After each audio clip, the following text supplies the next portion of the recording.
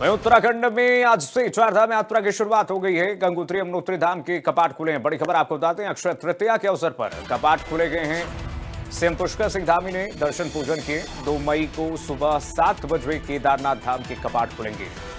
वहीं 4 मई को बद्रीनाथ धाम के कपाट खोले जाएंगे। यात्रा मार्ग 15 सुपर जोन। संजय श्रीवास्तव जुड़ गए तमाम जानकारी के साथ इसी खबर पर। संजय, आज से गंगोत्री और यमुनोत्री के कपाट खुल गए हैं। मुख्यमंत्री हम देख रहे हैं लगातार व्यवस्थाओं की मॉनिटरिंग कर रहे हैं। क्या कुछ तैयारियां संजय, अभी तक कितने श्रद्धालुओं की वहां पर पहुंचने की संभावना, कितने पहुंच गए? शुरू होने की बहुत बहुत बधाई। और आज से विधि विधान के साथ चार धाम यात्रा शुरू हो चुकी है।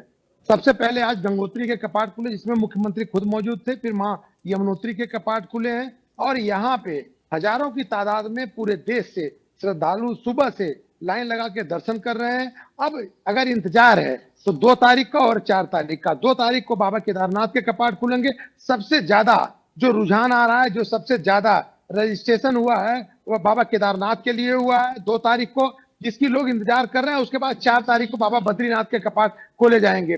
परसों से चारधाम यात्रा के लिए लोगों का यहां से जाना शुरू हो गया था।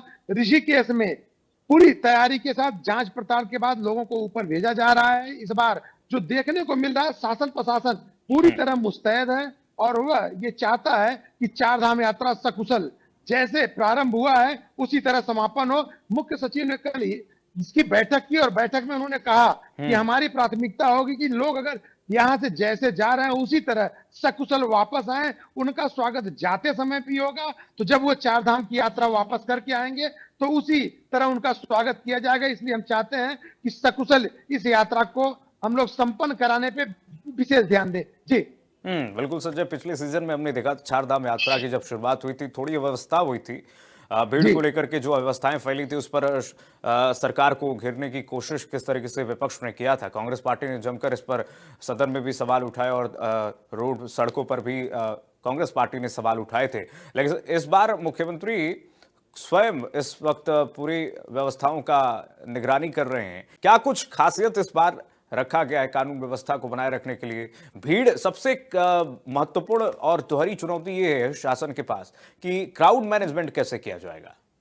ये सबसे सबसे जो महत्वपूर्ण विषय आपने कहा है, सही बात है कि लगभग 25 लाख के आसपास लोगों ने रजिस्ट्रेशन करा लिया है। हाँ। और इसका अनुमान लगाया जा रहा है कि 40 लाख के आसपास जाएगा। लेकिन मुख्यमंत्री जिस तरह से प्रशासन शासन तैयार है, मुख्यमंत्री ने सबसे पहले चारों धामों के लिए 4 वरिष्ठ आईएएस को तैनात किया है और उनसे लगातार संपर्क में है। आपने सही कहा, इस बार खुद मॉनिटरिंग कर रहे हैं। जिस तरह से देखा जा रहा है कि मुख्य सचिव मुख्यमंत्री के साथ मुख्य सचिव बद्रीनाथ केदारनाथ जा करके उन्होंने तैयारियों का जायजा लिया है। पहले होता था कि यहीं से ऑनलाइन सारी तैयारियां होती थी, लेकिन आनंद वर्धन जो मुख्य सचिव है वो खुद गए हैं, वहां पे स्थलीय निरीक्षण किया है और मुख्यमंत्री को रिपोर्ट किया है। मुख्यमंत्री ने जो 4 आईएएसओं, जो 4 सीनियर आईएएस हैं, उनको चारों धामों में जो डिप्यूट किया है, उसके बाद डेली क्या तैयारियां हैं, सड़कों की क्या स्थिति है, श्रद्धालु कहाँ रुकने हैं, कैसी व्यवस्था होनी है, अगर मौसम खराब होता है तो उस पर कैसे सुचारू व्यवस्था की जाए,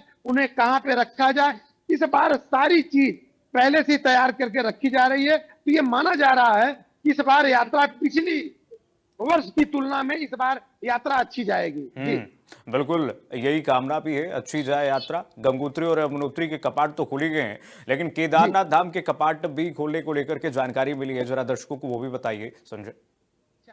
केदारनाथ, बाबा केदारनाथ के कपाट 2 तारीख को खुलेंगे और 2 तारीख को इस बार जो रजिस्ट्रेशन हुआ है, पंजीकरण हुआ है, उसमें सबसे ज्यादा तादाद में लोग बाबा केदारनाथ के दर्शन करना चाहते हैं। एक चीज और देखने को मिला है कि ऑनलाइन रजिस्ट्रेशन के साथ साथ लोग हेलीकॉप्टर से जो जाने की वहां तैयारी कर रहे हैं, वह कुछ असुविधा आ रही है। लेकिन मैं अपने चैनल के माध्यम से अपने दर्शकों को बताना चाहूंगा कि असुविधा को सुविधा में बदलें। गलत जगह पे रजिस्ट्रेशन या किसी के उसमें फांसे में ना पड़े।